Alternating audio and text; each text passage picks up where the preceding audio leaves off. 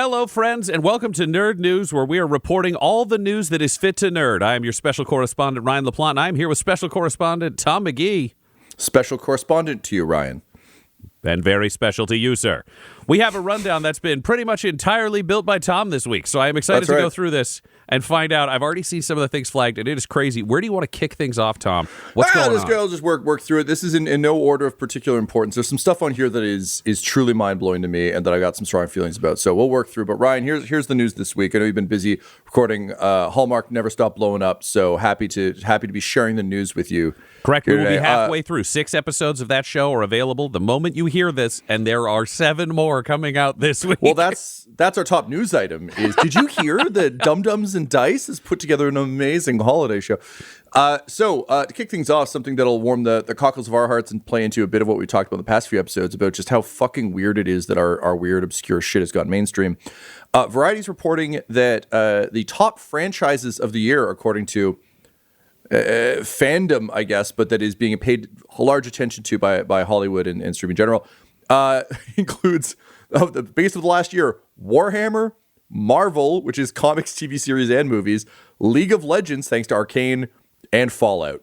So we're living in a world where Warhammer is leading the way on top franchises to pay attention to, driven in part by the popularity of Space Marine, but also the speculation around the Henry Cavill show, which we'll talk about in a little bit. Obviously, Deadpool and Wolverine blew the doors off of the rated R stuff this year, so that was kind of fucked up.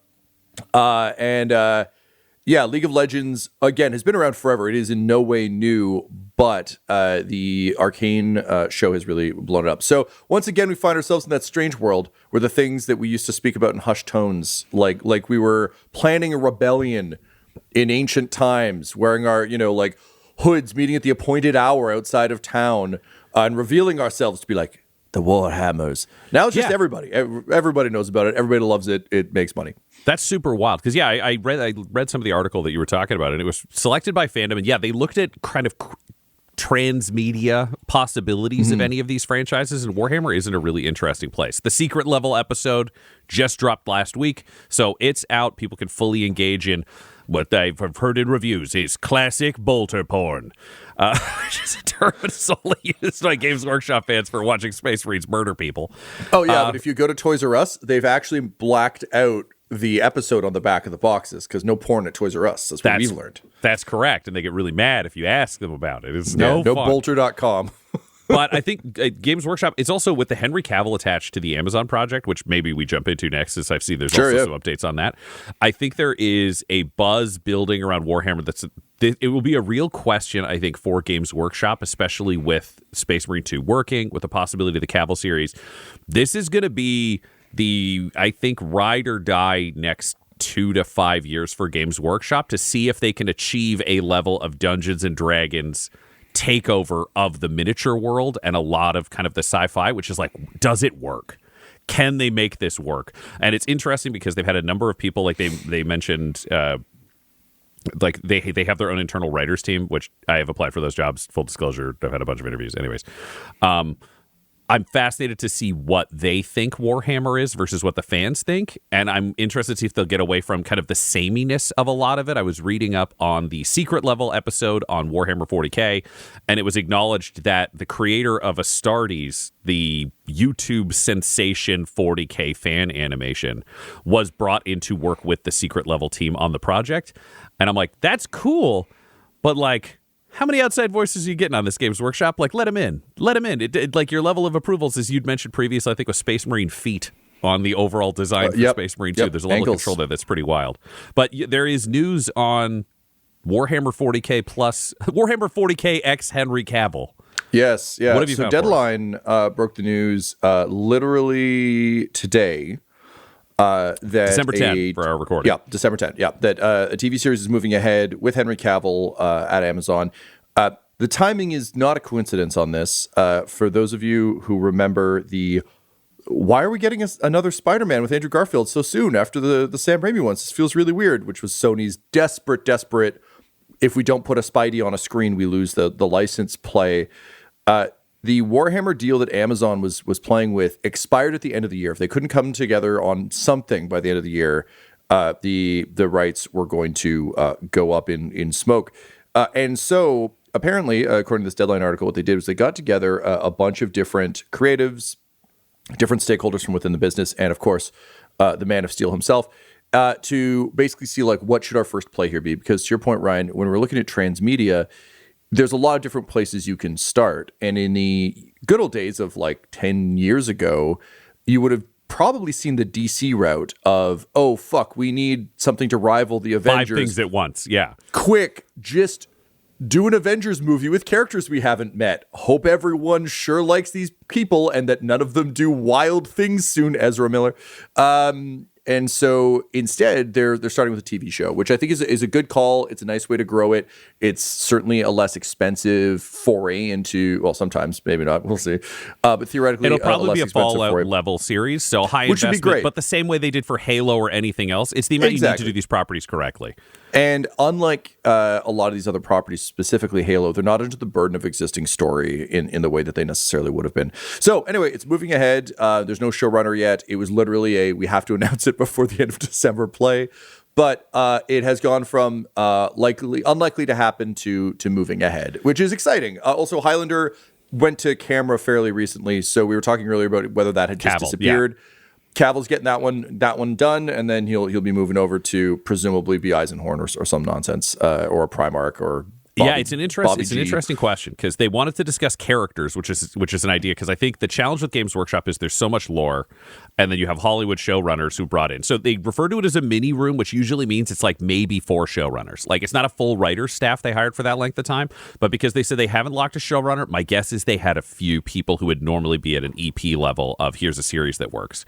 And when I talk about the idea of like Games Workshop kind of pitching the same things, there is an incredible power to be acknowledged in any of the dynamics of, oh, here is a Hollywood team coming in who doesn't know Warhammer, and you are the 2 people who show them the characters they should consider, which can be kind of all over the place. TV, I think, is the way to go. I think you're correct. Like then they're looking at an investment that keeps cashing in. It's not like a film where if it goes bust, you're screwed. Like everybody's just like, oh, it's DOA, fuck them. Whereas TV, it can come back to it. I know where I would like to see Cavill, what I think would be smart, but I also know interviews that he has mentioned in the past where people had asked him about playing, like, he'd be a really weird choice for Ibram Gaunt because the man's supposed to be very gaunt. But people had asked him about that, and he had talked about how it would be a waste of an opportunity for him to play a human in the 40K universe. I think he's going to have a strong impulse to be a Custodes, which he plays as, or Primarch, but I don't think they're going to do Horus Heresy, so it would be an odd selection for either of the living Primarchs. Do you have a place you would like to see Henry Cavill in 40K if you were to do a TV adaptation? You need. That's a bold choice. Hard to argue with. He'll hate it. He loves humans, but yeah. I'm just saying, no, make him a pointy-eared alien lady. That's what we need. Gaz Thraka. Yeah. No, I would imagine Space Marine. He also, to his point, he has the build. I'd rather see, like, honestly, so maybe a little old for it, but like, give me a he plays Bosch. I know who you're talking about. Yeah. Oh my God, he's a great actor. He was amazing in the 4 scenes he had in Lost. Titus Welliver, like, just a world weary fucking burnout. Like a guy who looks like he's seen some shit. That's what I want for my like humans in the 40K universe, not like big square jawed Superman. I'd rather see that in a power suit of some sort. I think there's one human he would be great at, and it would be a pitch because it would be theoretically a smaller character than like a Custodes or whatever. But if we look at the Last Chancers, who are essentially the Dirty Dozen of the 40K universe, which is they're all criminals, they've all been sentenced to death, and they're all going on a suicide mission to try to receive a pardon if they survive for the Emperor. And the one who leads that unit is Colonel Schaefer, who seems to be this unkillable imperial propaganda machine who shows up with these deadly criminals. He's always one step ahead. He always kicks the shit out of them. He's got like a power sword. He can call in Space Marines. He's got inquisitorial contacts, and he's terrifying. Just blue, cold eyes staring forwards. And I think it'd be a great role for Cavill. It's a great film history thing with the Dirty Dozen effect to it, and it would let him bomb into just fucking rock episodes. He could get spun up to any level of anything because there's a question like, is he a cyborg? At one point, he gets an arm blown off, continues the fight, comes back, has a normal-looking arm, and there's no explanation. He's just awesome. And he could take episodes off, where it's like, oh, I need to be away for these 3 episodes? Okay, the Colonel sends them on a mission, and their Colonel comes back and kicks ass. I think that's probably the best human he could play, and that he's still something slightly above human. Yeah. Or he's an Inquisitor in Power Armor, which I could also buy. Hell yeah. I wouldn't be surprised to see Power Armor get shrunk a little bit so that people can like walk around. But then again, Fallout did proper by how clunky those suits are, which I deeply love. But there's plenty of nerd news to get to, so we're going to move along here. But very excited about all that. This is a bit of an outlier for us, but it's funny from a variety of nerd angles. Funny and sad from a variety of nerd angles. The Verge reported a few days ago that itch.io, which is one of the prominent spaces for indie game developers, was offline due to a domain takedown issued by Funko. Most notable for the Funko Pops, but who also bought Mondo, who makes all those rad posters and incredibly expensive, beautiful action figures and other shit. It turns out that, or allegedly, Funko has been using an AI-based tool to look for copyright infringement, and something triggered it from Itch. So it issued a takedown to Itch's domain provider, who in turn took down Itch.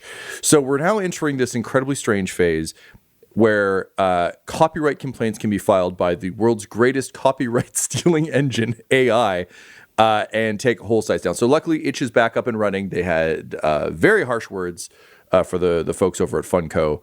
And just a weird case where, Funko Pops briefly ruined indie gaming.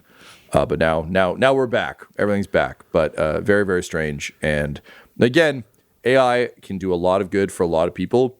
Someone's got to be keeping an eye over its shoulder, though. And it's something to watch out for, because it's completely through a part of the system that people generally don't use, which is going after the domain suppliers, which is, this is a big internet-based web service now receiving a legal threat on an individual website, and they will enact it unless it can be demonstrably proven. It falls into that same weird thing as copyright strikes on YouTube, where people could just put a copyright strike, and you could say it's not a copyright strike, and then they have 30 days to literally take you to court. It's wild. Hopefully, this will be reined in, but...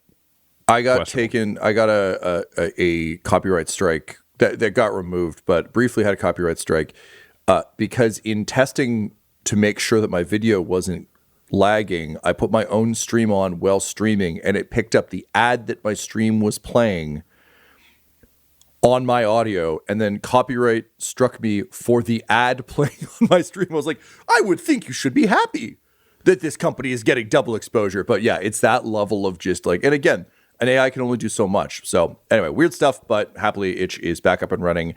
Funko continues to turn into a supervillain in various stories like this. And they also correctly were like, we didn't issue a strike against Itch. It issued a strike against one element of Itch that in turn caused the full takedown. So there's a lot of finger pointing, a lot of craziness going on there. But anyway, there we are.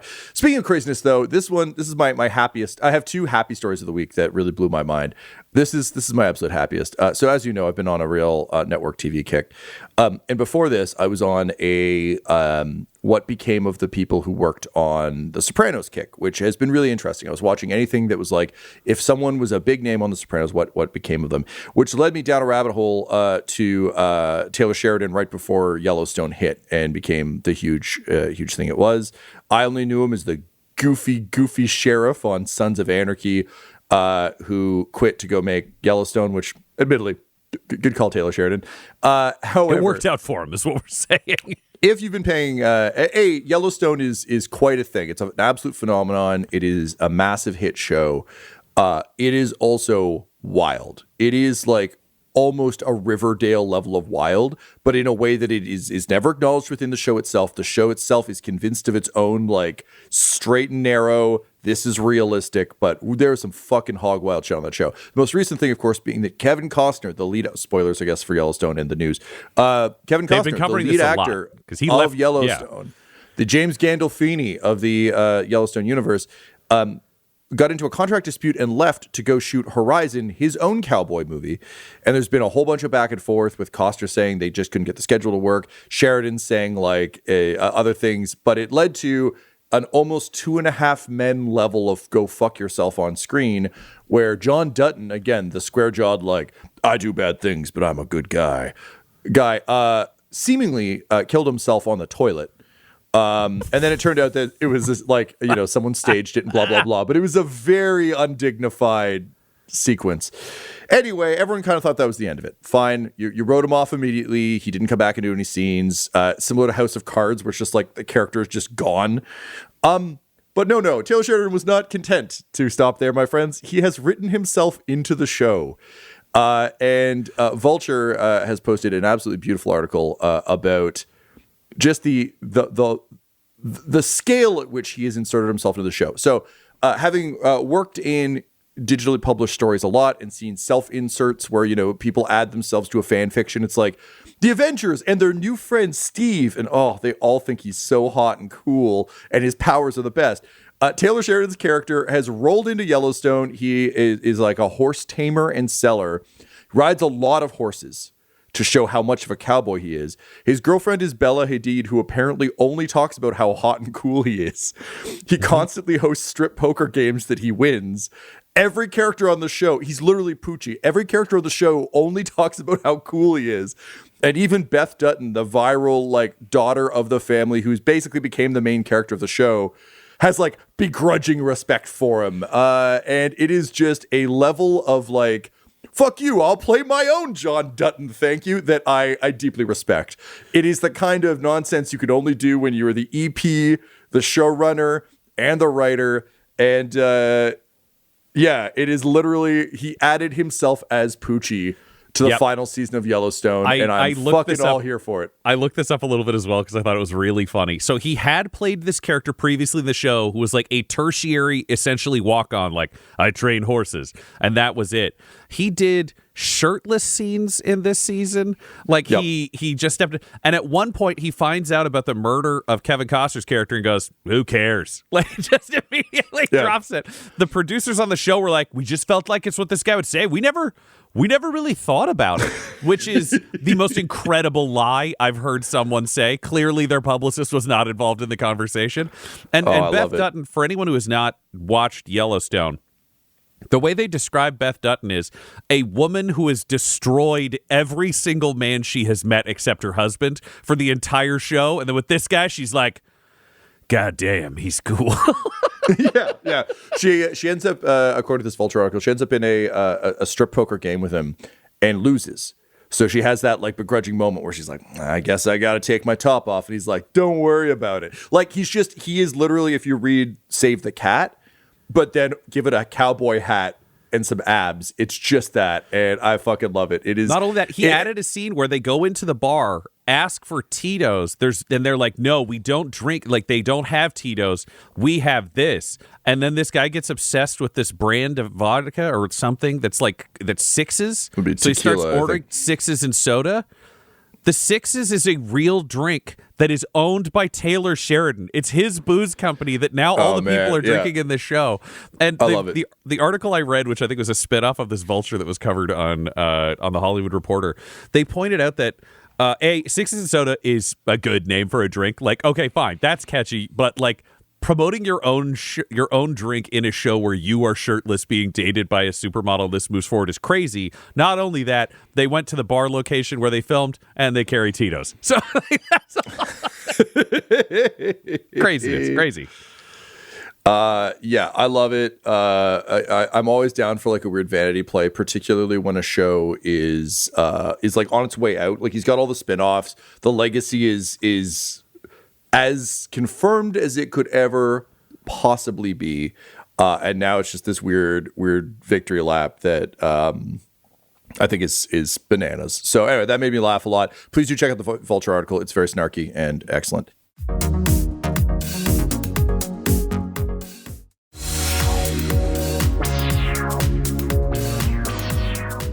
My other big heart news, I'm just going to jump ahead in our list here a little bit, Ryan. Go for it.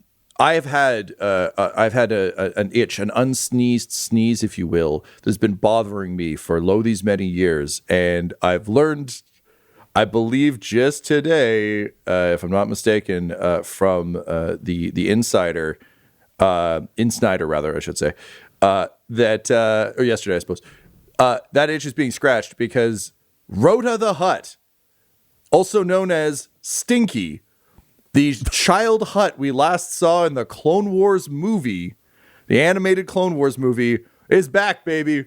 And he's being played by the Bears' Jeremy Allen White in The Mandalorian and Grogu. That is the weirdest thing of words I never thought I would say in a single sentence. Tom, this makes me feel like something I've been saying all year is true, which is 2024 is dog shit, but 2025 might be amazing. Honestly, so here's why this has bugged me so much. I fucking hate that this character exists. And for those of you who don't remember, Star Wars was done. After Revenge of the Sith came out, Lucas was like, there's not going to be enough technological advancement to make more movies. I don't really want to. He apparently had a treatment for some truly hog-wild stuff where the midi-chlorians turned out to be the villains. Best left unspoken. But he needed more technology so he could show that you could do a spin. That's a neat trick. Wizard. Dave Filoni came in and did the Clone Wars thing based off the amazing 2D cartoon that was like micro episodes from the Samurai Jack guy whose name I can never pronounce, who's absolutely fucking brilliant. So they decided to do a CGI show that led to the Clone Wars TV show, which is one of the most beloved pieces of Star Wars media ever, particularly for younger Star Wars fans who were raised on the prequels. But to kick that off, they made a movie that was released in cinemas. And I remember going to this, and I was already fucking mad because they were giving Anakin Skywalker a Padawan. I'm like, what are you talking about? That is no. And I'm always a little irked when movies or TV shows or books try and squeak another story in between major plot events. Not in an organic way, but just like, oh yeah, no one ever mentioned this person ever again. Like, so it's already coming in mad, and they have very young, witty banter. She calls him Sky Guy a lot in that. They drop it pretty soon, but she's calling him Sky Guy. He calls her Snips, which sticks around, but that doesn't bug me so much. Sky Guy, I'm like, get out of here. Did you just see all the Tusken Raiders he murdered? This is not a cute boy. But their first mission as Jedi is to go to fucking Tatooine, again, the planet that we can't seem to escape, and rescue Jabba the Hutt's son, who is a baby Hutt who has been kidnapped. And I don't know about you, but based on what we know about Jabba the Hutt and his habits, I don't want to fucking imagine that guy as a father. This is terrible. And the baby's cute, and he burps, and he farts, and he's kind of gassy, and they gotta save him. There's all the shenanigans. And at the end, they reunite him with Jabba, and Jabba's like, bah, bah, bah. And they're like, hooray, Jabba got his son back. Right. And I'm like, that's not right, Tom. No, all of it is bad. But you introduce the fact that Jabba the fucking Hutt has a son, who, again, we never hear of, and fine, I can let it lay. It's one of those weird little bits that we don't talk about. You know, in the old EU, it was the crystal shard type thing. Was like, best forget that one happened, or you know, the lizard people from Truce Picard, all those things. You just kind of let them go until Book of Boba Fett dropped. In Book of Boba Fett kills Bib Fortuna, takes over as daimyo of Tatooine, takes over Jabba's palace, and lo and behold, Hutts arrive to complicate things. And I'm like, here we go. Here's this fucking stinky baby. Nope, random cousins. And I'm like, where the fuck is Rhoda the Hutt? And lo and behold, he is participating in the Heir of the Empire movie thing, whatever, that we're getting with Mando and Grogu. So I don't know what the fuck's going to happen with it. And the fact that the Bears' Jeremy Allen White is going to be doing the voice, I think he's going to be a good guy, and I think it's going to be fucking weird. Oh, no, I got a pitch. Here's what I think it's going to be. Okay, we've got Mando and Grogu. What do we need? Villains who are going to balance them. We need another eviler Mando. And that, Nicolas Cage. Because they had fun doing the overwhelming burden of massive talent. Nicolas Cage is evil Mando. And evil Grogu, voiced by Jeremy Allen White, is still a baby Hutt. And he never talks. They bring in method actor Jeremy Allen White. I don't know if he's method, but if he is, it's funnier. I'm pretty sure he is. They bring in method actor Jeremy Allen White, who eats nothing but liquids and burps and farts for a full day in studio, and that's his performance. They just get creature capture of him rolling on his back, farting uncontrollably, and that's the evil Grogu. And then they just go on an adventure, and that's it. That's the movie I want. No sugar bar. The great Rhoda the Hutt says, yes, chef. It's Nicolas Cage translating the farts from a baby hut to threaten Pedro Pascal, who's actually played by his stunt double wearing a helmet. Alternatively, just get his cousin from The Bear in a Mando helmet being like, cousin, we gotta go get these bounties. Utana. Like, it really... This might be the greatest film ever made. So Jeremy anyway, Allen White, every time he burps, it's real. I'm not letting them mix that in. That burp came from me. I am Rhoda the Hutt, the stinky baby. Favreau's like, everyone started getting mad at us about using too much green screens, so we just had to go with real gas. On that note, I feel like there's a weird like chef nepotism going on where Favreau's like, I gotta get the other actor known for being a chef. So there you go, chef nepotism. At fun. But anyway, that made me very happy. Kind of blew my mind. Another thing that made me very happy was the announcement of a new Evil Dead. This is coming from bloodydisgusting.com. And basically, the way Evil Dead is working now, if you're unfamiliar, is Sam Raimi and Bruce Campbell and Rob Tappert, all those guys, kind of went, it would be kind of nice if we just give this to promising horror directors and just see what their take is. So people can like basically pitch them, hey, I've got a take on Evil Dead and it's this. So they've hired someone to write an Evil Dead movie. So they're off doing that. But then this one comes in from, and I'm going to absolutely slaughter the pronunciation of this man's name, Sebastian Vanisek, I believe, who did Infested, which I've heard described as essentially Evil Dead with bugs, which is rad. But yeah, so it's just been announced. He said in in an interview with Konbini, I told the studio that I wanted to make a nasty film, a film that hurts, from which you come away tested, which like pretty solid for Evil Dead. Yeah. So I'm pretty jazzed about it. I found Evil Dead Rise was fine. I kind of needed a bit more from it, weirdly, but it was still rad. It was still a fun time. I went and watched it with Jamie O'Connor, friend of the show, and we had a good time watching a spooky horror film. So I'm just glad. I like this take. I like the idea of taking something that you're functionally done with and saying like, hey, what's your take on this? What's your take on an evil book movie? Is like a nice idea. Evil book movie with like comedy zombie like demons, the Deadites, like Deadites and book. You got to have those two things, otherwise go nuts. Yeah, Evil Dead Rise. I also saw. I think the challenge for me with Evil Dead Rise is, if it had no trailer, I would have had a lovely time at Evil Dead Rise. I'd seen the trailer and I was like, this is everything. This is the whole movie. It's every money shot. It's every idea. So I was like, oh, there's nothing else here. You just gave us the best 90 seconds. It would have been a delightful payoff if I had not known where they were going. So if you want to see Evil Dead Rise and haven't seen the trailer, check it out. You'll have a nice time. If you've only got 100%. 3 minutes, you're going to have a great time with that trailer and then be like, yeah, I saw the movie. Never look at a cheese grater the same way again. So I agree. It's very exciting for sure. And one of the things that I love is this idea, and I think it's a very smart idea of looking at these as more anthology series where you're like, oh, if you're not locked into like Michael Myers, you can't do a Halloween. I mean, they did the Halloween 3 Season of the Witch and it didn't do very well. But like you need Michael to tell a Michael Myers story, whereas something like Evil Dead or these kind of larger, more meta properties where I'm like, Final Destination can go forever. And the idea of, oh, what if instead of trying to make them all exactly the same, the difference is we go, take this idea, you as a director who've got your own distinctive vision, you as a writer who've got your own distinctive vision, what's your play on it? And I think it'll get into the world like we've seen in Anywhere where it does well, where I'm like, the super fan who's also a very talented creative makes the movie. The same way we saw that Halloween reboot. These franchises don't even need a reboot. They're just like, here are the toys, play with the toys.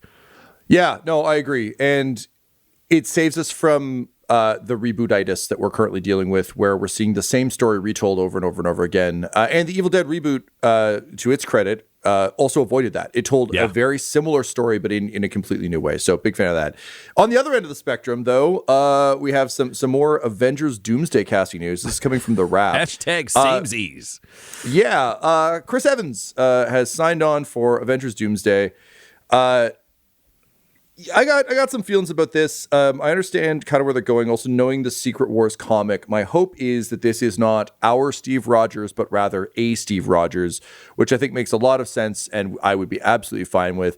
What I kind of don't need is the heroes that got an ending being unended in order to just futz around a bit more because the most recent phase of Marvel didn't work. If you want to bring me similar to his turn in Deadpool, if you want to bring me an interesting spin on a thing, great, love it. Even Hugh Jackman. Hugh Jackman's Wolverine not being like Logan Wolverine in that, very nice. Good. Didn't want any more from that iteration of that character. But it is an interesting turn towards just like, A, they are going to make an epic pair of movies, and B, for Secret Wars, it really helps to have everyone you can, because there's a lot of reality making and unmaking going on, and fun, weird spins on things. But yeah, I'm a little nervous. I'm always a little nervous when I just see the old guard signing back on, because, you know, they had good stories. Good stories could end. Please let some stories end. Yeah, I'm going to side with you on this one. My general opinion, I was not thrilled when I heard Robert Downey Jr. was coming back. I think it's also because when people, it feels like the retired wrestler coming back to the ring again. And it's like, no, you left when you were great. And then we've watched so many people have these sad retirement tours where they come back and retire again, only all the matches are worse. Where you're like, this script won't be as good. And they've done a really challenging thing in that consequences have been deleted with the multiverse, and I don't think these are the most interesting characters to come back to be kind of blunt, which is I'm like, Captain America who isn't a shiny beacon of America is just Chris Evans playing some guy. Like Logan, you're like, oh, sad Logan is different than the other, but I'm like, people just stop being Captain America. The whole idea is he's indomitable and overcame these things and got out on his own terms. I don't need it. It's not going to bring me back to the theater seeing them there. It just kind of makes me sad because I'm like, oh, you don't have anything new. It feels like a move made for the money. And I understand the need to do that, but like not at that scale. I'm like, get creative, build some stuff that works, focus on quality, like do the stuff you should be doing. Well, if I can speak to Secret Wars for a second, also spoilers for the Secret Wars comics and possibly for the movies. I don't know. I haven't read any spoilers about them. I'm just telling you what I've read. So tune out now if you don't want this. The Secret Wars event was Marvel's soft reboot because Marvel has very proudly never rebooted its continuity. Wink. So unlike DC, which has like a crisis every other week, and then it's just like, I don't know, fucking, it's a new jumping off point. Don't worry about it.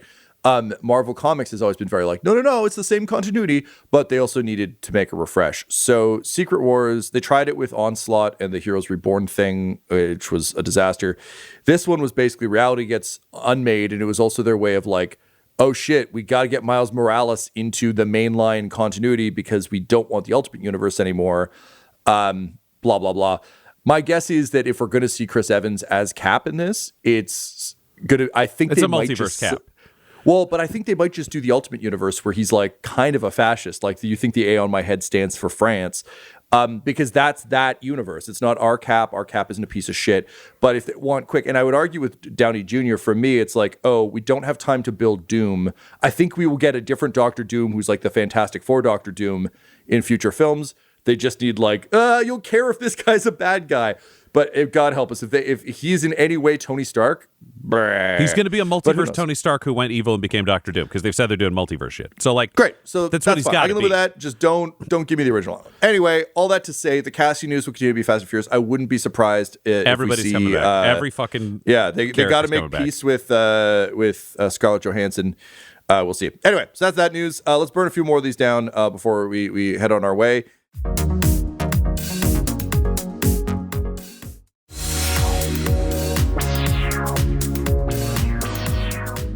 Weird team-up news, speaking of multiverses, there are rumors, and I think they've been confirmed now, that Apple and PlayStation are teaming up. Apple, as you know, has released a series of very expensive headsets, and they're very good. They're very good VR headsets, but they weren't finding the adoption they wanted, partially because they didn't have any controllers. PSVR 2, on the other hand, has incredibly good controllers that have like haptic feedback. They have motion tracking. They have all the good shit you want. And they're not owned by Facebook, who, of course, is not on tremendously great terms with Apple at any given time. So this was, again, just a weird, like, Apple and PlayStation feel about as far apart as two products I've ever owned could be.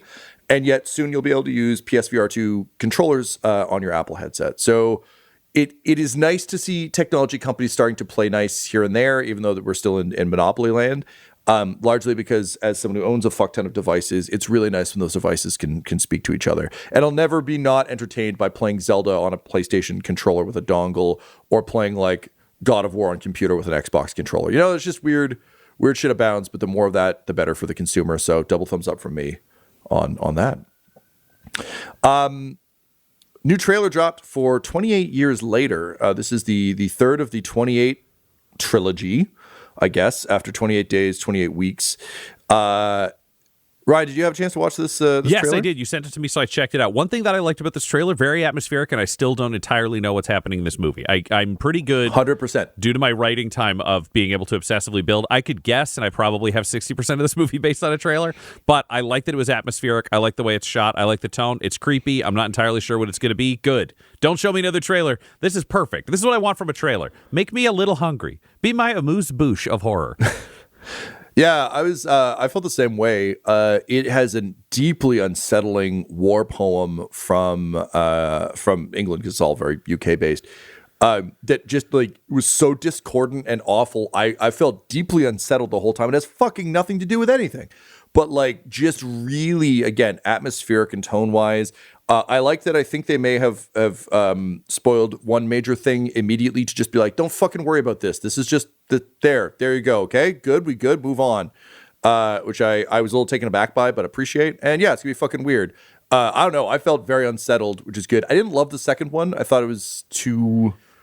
There's a lot of weird plotty stuff going on. The like double like. Well, that was still the era of sequels. Sequels were just rushed out when a first movie did well to be like, keep the goodwill, grab the cash. Just kind of messy. So much. They weren't building extended franchises or telling great story, whereas that's, I think, much more focused now. Is if you're doing a sequel, and they left further. For a long time. So this was clearly which like is to have great. Both the writer and director back. It's like they both, Danny Boyle and Alex Garland, thank you, really fucking wanted to make this, which is pretty rad. So and okay, I love that. Good. Going away, coming back, and be like, we have new shit to say. Perfect. Also, Ray Fiennes, like bald, scary Ray Fiennes. I was like, he looks real creepy in it. He's like jacked and bald, and I'm like, it's very good. Cool. Speaking of, we talked about one good idea of like, hey, leave a thing and come back and maybe it's better. Here's the thing that won't be getting that. Suicide Squad Kill the Justice League, the absolutely disastrous live play Rocksteady game, has been announced to be officially ending. It'll still be fully playable. It'll still be for sale. It'll still be playable online, which is, of course, the most important thing for anyone who's already purchased it. But if you're unfamiliar with the game, Rocksteady is the company under Warner Brothers Entertainment who is responsible for the Arkham games, which are some of, if not the best, like superhero games on the market. Really, really incredible stuff. And everyone raised some eyebrows when they announced Suicide Squad Kill the Justice League, largely because it was a loot shooter, multiplayer. Like you've seen these games if you haven't played them. You run around, you try and get slight upgrades. Everyone's cracking wise the whole time. You shoot kind of generic enemies. And it also means if you played the Avengers game that came out a little while ago from Square Enix or anything else, everyone kind of has to play the same because you're in the same environments. So it's like, here's Harley Quinn. She uses guns. Here's Captain Boomerang. Does he use boomerangs? No, he also uses guns. Here's Deadshot. What does he use? Guns. Yeah, it's kind of like if you were playing Borderlands while on ketamine. Like just scale it all back and make it nice and slow. Yeah. So anyway, the game is pretty infamous because the plot, as you can tell from the title, is to kill the Justice League. And unfortunately, we thought, luckily we've been proven wrong, that this was going to be the last Kevin Conroy Batman we got. And the Batman in this game, who is the Batman from the Arkham games originally, wink, it gets killed pretty unceremoniously. And everyone was like, this is a really fucking bad use of the Arkhamverse character that, like, Arkham, I can tell you for Reddit, the Arkhamverse fans are strong and many, but also really deeply disrespectful to Kevin Conroy. And of course, they couldn't know that it was going to be one of his final performances. Luckily, instead, he got to have one more go with the Joker, with Mark Hamill's Joker, very briefly in the not great Crisis on Infinite Earths Part 3. But regardless, it seems the game was playing a long con to eventually reveal that this is not, in fact, that universe, or doing some dimensional shit to bring everyone back, make everyone happy. But it's not going to get there, which means that yet again, we have a game that's like, people are going to be in this long term enough that we can fuck up their shit real good.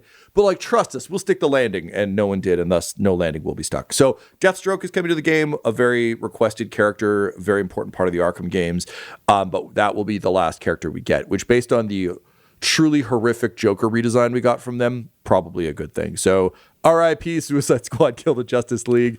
look forward to Ryan and I presumably playing it on a stream at some point when it is $2. Yep, I will jump in with one final piece of news because I think it may do a financial favor to anybody listening to this show. Fortnite and Epic Games were sued by the FTC, the Federal Trade Commission in the States, for a number of different things. One was preying on young people they were specifically targeting, and another one was duplicitous purchases, essentially where you could click something by accident and end up buying something not knowing it. A lot of people have made accidental purchases in Fortnite over the years, and the lawsuit was saying essentially this was a malicious plan on Epic Games' part to force you to make those duplicitous purchases. And that's been confirmed. Epic Games is paying out approximately $72 million over these claims. And if you have made Fortnite purchases in the last couple of years and you feel like you got tricked into them, I don't know the exact terms, but if you go to the FTC website, you could literally search FTC Epic Games. You can get your $100 payout, $100 US, paid out by PayPal, or they will mail you a check. They are accepting applications still, even though the case is over. So you can check that out right now. I saw this reported by Polygon. It's available. If you just search for it, you can find it. But it's a Fortnite lawsuit payout from the FTC. If you miss the opportunity to apply, you still can. Turn your V-Bucks into real bucks, says I. Unfortunately, if you paid for Suicide Squad Kill the Justice League, there is no such recompense. You're stuck with that. But don't buy any more Luther coins. Am I right? Yeah, you'll get an offline mode to repeat playing that game you don't like. Just like the Avengers. Ryan, what's your nerdy thing this week? What's your nerd of the week? I am continuing with Hallmark Never Stop Blowing Up. Please check that out. Dimension 20/Dropout's new system combined with some Hallmark craziness. Episodes are dropping every day on the YouTube. They're also available in our Dum Dums and Dice feed if you want to follow that, where we'll drop any of these kind of cool things in future. Or Hallmark Never Stop Blowing Up has its own feed. I'm also going to watch the 40K Bolter Porn secret level this week. I need to see that. That'll be my only break, but I will be into it. Tom, what about you? How are you nerding? My nerd task this week is I bought some action figure parts to make custom action figures, including a Captain. I've got an Avengers display going, and I needed a Captain Marvel, but they have not made a good comic Captain Marvel in some time. But I was able to get the body with Rogue's legs on it, no head, which is ironic given that Rogue stole Captain Marvel, like Miss Marvel's powers, to get her own. But here we are. Anyway, I've been slowly working on this figure. It went from like a $2.50, I'll get around to it, to like something I'm actively working on. And one of the things she didn't have is a sash. And what's funny is once you start to get into like action figure customization or costume design, you really start to notice like those belts are really there to break up block colors in a pretty serious way. So I have made a temporary, this is my like test toast version of this, but I've got a little like ribbon sash going on. For those of you listening at home, just a ribbon around an action figure's waist. Looks pretty good, by the way. Thank you. I'm going to wire it. So I bought some wire at a store, and soft goods and wired things are a big sell point. This Batman on my microphone here has got a wired cape. It adds a lot of flair. So I'm going to attempt to learn how to wire things so I can start adding capes and shit to my characters. So yeah, this body that I was like, I'll do something with this sometime, has become like my active project as I Frankenstein her together. She's got like a Sharon Carter head going on. Yeah, I'm having a lot of fun with it. It's one of those figures that I look over and I'm like, fuck yeah, that's really coming together. So that's it. I'm going to be doing some micro scale sewing and shit. Amazing. Well, thank you for sharing your nerdity. Thank you for putting together such a great rundown of news this week. And thank you for listening. It was a big couple days. That is all the news that is fit to nerd for today. Goodbye, friends. We will talk to you soon. Nerd long and news stir. Nerds. Thanks for tuning in to Nerd News. This series is produced by Dum Dums and Dice, edited by Ryan LaPlante, and our audio is mixed by Laura Hamstra. You can follow us on any social media platform at Dum Dum Dice. Support us on our Patreon at patreon.com/dumdumdice, or buy cool merch from our website, dumdumdice.com. Thanks for joining us, and stay nerdy. Dum Dums and Dice has to give a special thank you to the supreme beings of our Patreon at this time: Christopher Little, George Dolby, Gavin and Abby McDonald, Fire Unfriendly, Grandma Likes D&D, Alan, Stabby Stranger, Glitch Trick, Flynn1138, Alarain Okapi, Schrodinger's Pepper, Madre de Gatos, Lady Maiden, Nithrian, Garbo Ape, Sam Schaefer, Waffle Marine, Dagger Rain, Rob L., Dia de los Hoodless, Squishy Werewolf, Remy Funky Head, Accent Therapeutic Services in Florence, Kentucky, Lael, Shulzari, The Long Family, Jordan Oliver, Richard Wright, Brittany Fenwick, Alex Parr, Dragonfly, Megan Werner, A Man Out of Time, Curtis at FingerTechRobotics.com, Panda24NN, Shendra D, Your Homeboy Bones, Ellis Hatch, Odigenous, Beef Not Cheese, Kai Koa, Squire Solaire, Sandy Sassy Pants, Adam, Amira Lockhart, James Molina, Nick Hemsing, Alex LaFountain, Mickey Blake, Seth Cambron, and Jill and Noel LaPlante. If you want your name to be added to this list, you can join our Patreon too at patreon.com/dumdumdice. Thanks to them, and a little bit of thanks to you.